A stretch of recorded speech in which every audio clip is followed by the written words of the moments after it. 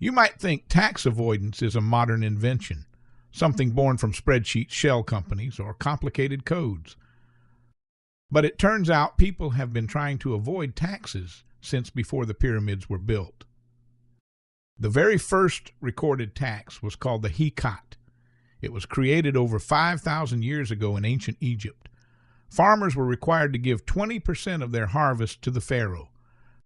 And knowing human nature, we can safely guess that by the very next year, someone was already trying to hide a few baskets of grain. Recently, the New York Times shared a fascinating story. A papyrus scroll was discovered in the Judean desert.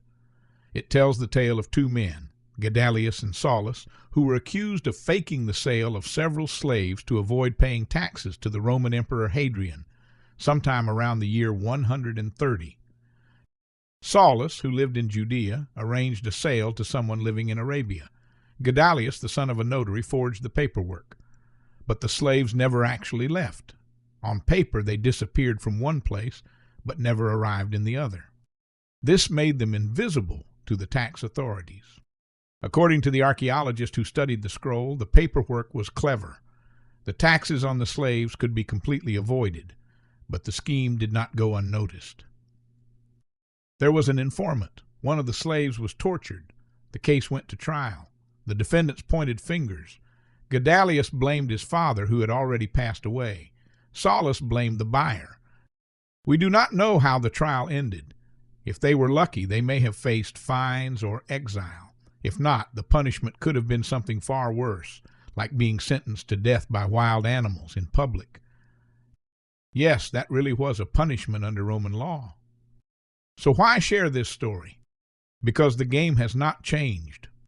Governments create taxes. People look for ways to reduce what they owe. And the space between legal and illegal is not always well lit. Even today, we see versions of the same dance. Large accounting firms promoting strategies that get shut down. Business owners creating shell companies in zero-tax states to buy cars. Investors shifting assets offshore. Some actions are legal, some are not. But all of them revolve around one idea.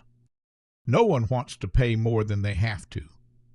At Anvil Tax, we believe in doing things the right way, legally, ethically, thoughtfully. And that starts with asking the right questions. If you are a business owner, investor, or professional wondering if you are overpaying, we invite you to take the next step. Schedule a right fit call with David Tuck to talk about your goals, your taxes, and the possibilities ahead. Because history shows us that tax planning is not just about what you owe, it is about what you keep.